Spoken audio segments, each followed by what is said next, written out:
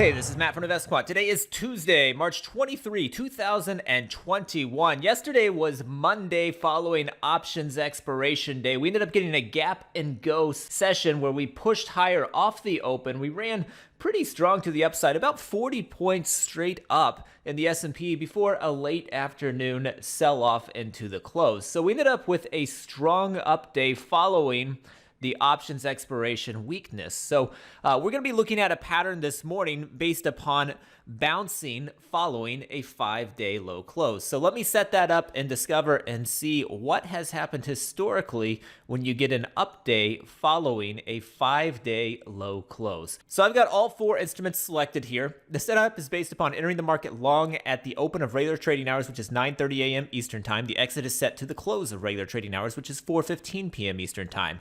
Now, currently, we are trading lower in the overnight session, so I'm going to add that to this study by simply clicking gap down in the gap direction. If you want to get a little bit more sophisticated with the opening location, you could do that here in the opening area. We are currently gapping down within the prior day range. I don't know exactly where we're going to be opening at, but that is likely where we're going to be. I'm going to go ahead and leave it out of this study here, and you can add that on your own if you would like.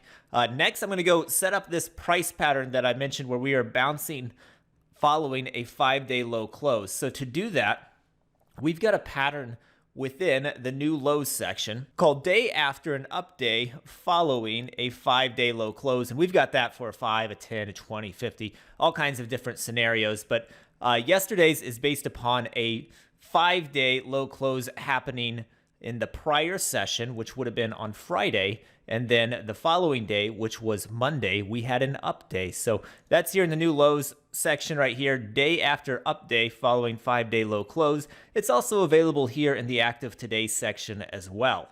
So I have added that to the study, and now I'm going to put it in a similar market environment. We are above a 10-day simple moving average now, and above a 200-day simple moving average. So I've added both of those. Now I can click View Results.